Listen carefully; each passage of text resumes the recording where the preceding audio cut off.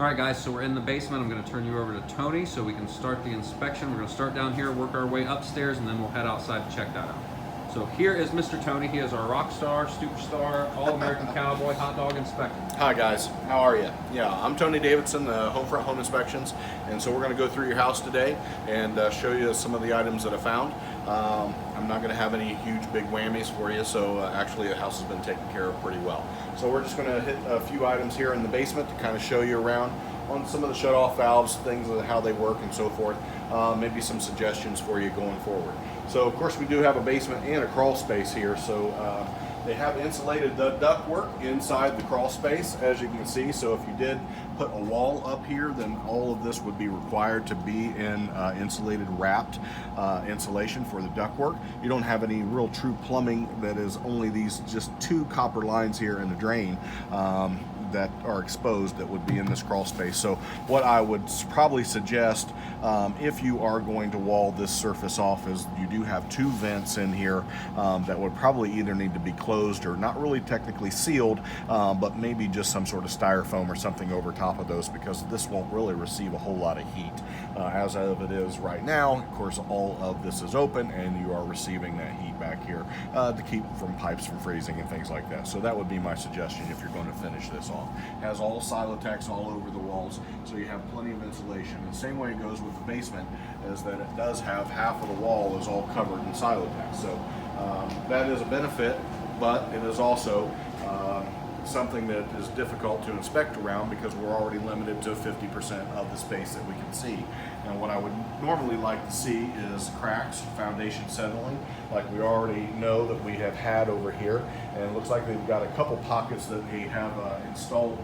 Looks like more than likely piers and supporting the foundation where they've had to mud jack this or actually just jack the foundation up. So obviously, as you can see, they're all concreted over, but basically what it would be like a shackle and also a pier that would be attached to the wall of foundation. Once they jack it up, then they would concrete directly over top of it. It must have settled right here at this crack. So it's not uncommon to see transitional cracks in the floor. This doesn't have any expansion joints that are cut into the floor. Typically you don't in a basement. Garage you would.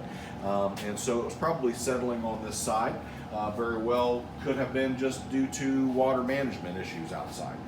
So it looks like it has been professionally done. I don't see any settling in this foundation whatsoever now.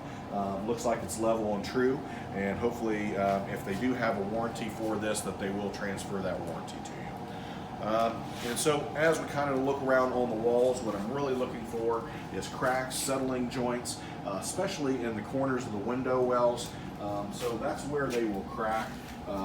I'll try to pull this Silotex siding back a little bit to be able to see any kind of cracks in these corners, and the cracks would extend down in the wall surface. I didn't see anything on this window or this window that's next to the basement door. There is a crack that is over here on this window and the other window that's next to the sump pump. This one doesn't look like that there is any moisture that is coming from it, but we know that this is the least resistant point in the wall, and so this is where they're going to crack. And so we do have a crack that is starting right here, and you can kind of see that starts to continue down to the form. But it doesn't look like there's really truly a lot of moisture there, not like this one. So we do have a crack in the corner of this window well, and it kind of it starts down this way, and so it may have produced a little bit of moisture too. So you do have a sump pump down here, and it is plugged into a designated circuit. Of course, we got a check valve, and everything functions with this. I would suggest that if you are going to plan on finishing this space, maybe put a battery backup system on this, just because you don't want it to fail or have no electricity to operate the pump in case of a storm. So what we're going to do is probably just go around for some of these electromechanical systems. I left most of the covers off so you guys could see. So this is a 200 amp square D panel. I went ahead and took that cover off for you, and so you can kind of see inside this. Typically I'll see an inspection tag, which I didn't really see, but that's probably part of the build permits.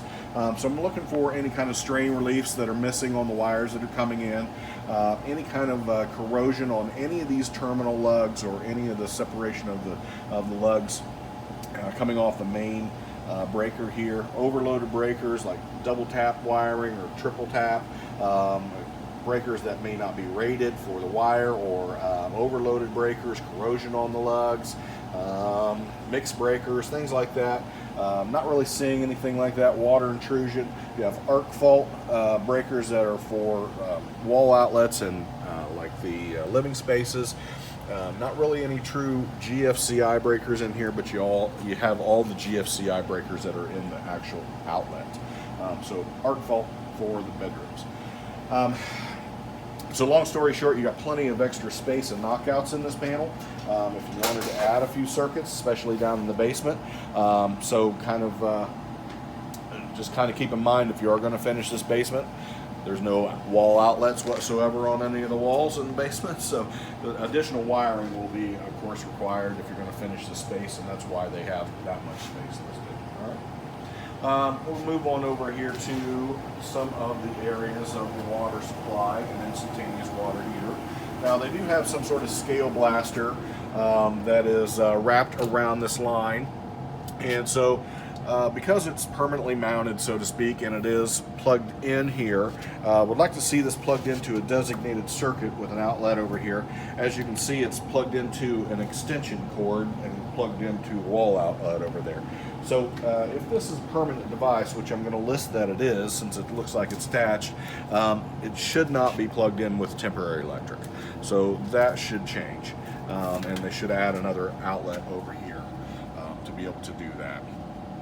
Looks like that they have availability to put a softener down here if they wanted to do that.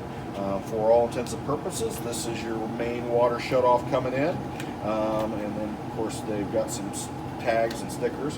Pressure reducing valve coming over here into your water heater. Now this is an instantaneous water heater. I don't know if you know much about how these operate.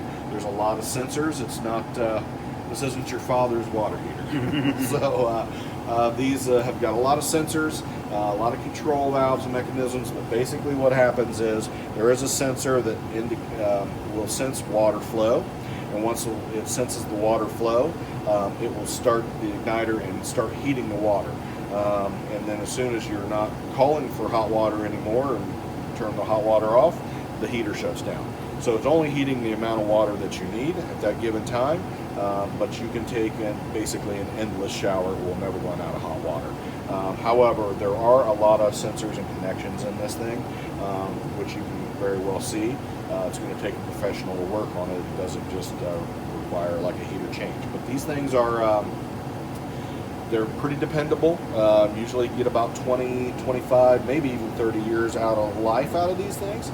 And this one isn't original with the house. From the serial number will denote the age.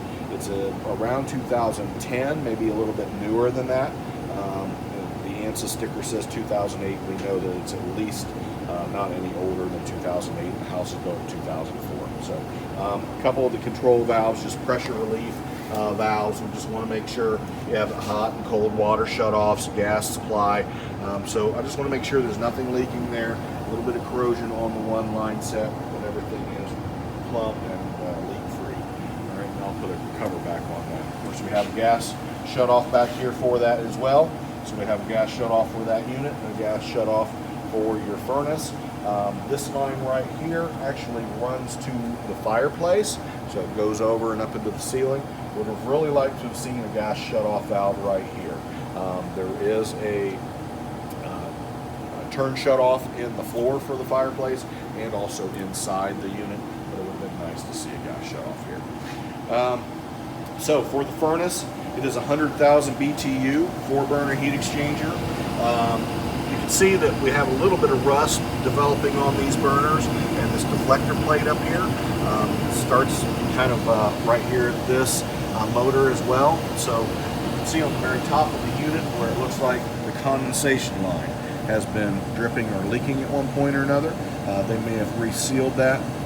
Kind of keep an eye on this because it looks like that there's a lot of stains that is on top of this, and it could have very well just drip down here, drip down on this draft fan motor, and it's dripping down on the top plate and kind of starting to rust the burners. The most important thing really is that these burner heat exchanger orifices are not rusting, or doesn't look like that they have any kind of corrosion starting up on those. So those look in really good shape, and you got a nice blue flame. Anything different than blue, like orange or yellow, suggests a lot of contamination on that rail, and it needs to be cleaned.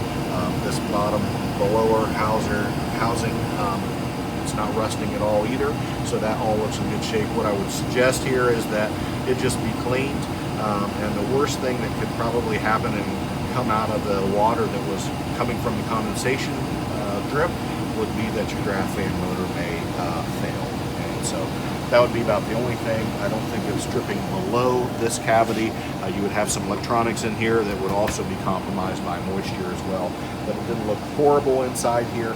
A little bit of staining as far as on the bottom part of that blower motor housing. As soon as we take this off, it's going to shut the unit down.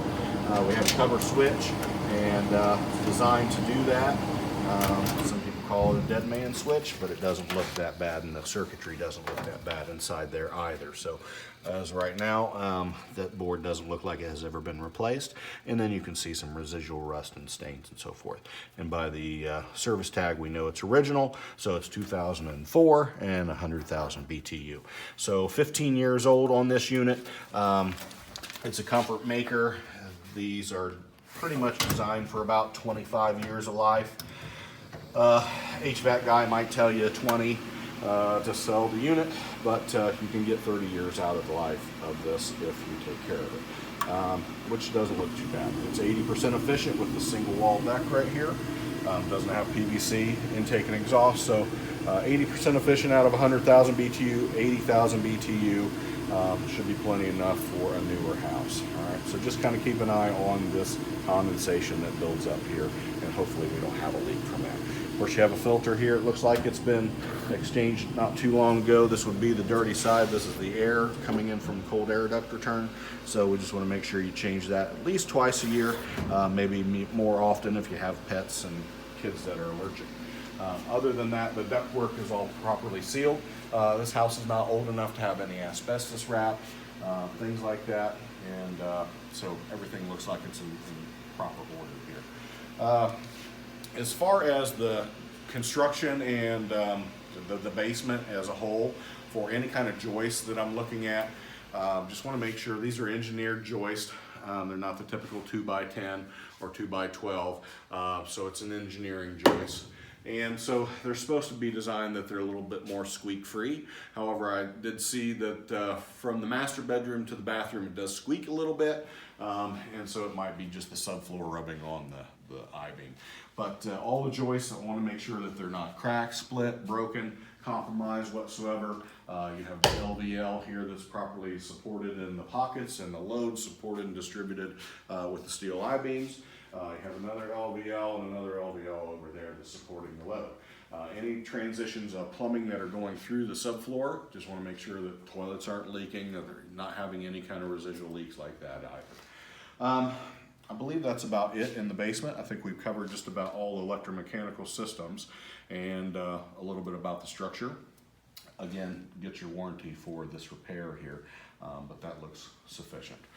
So with that, I think we'll wrap it up in the basement, and we'll move upstairs and continue the video. All right, guys, heading upstairs.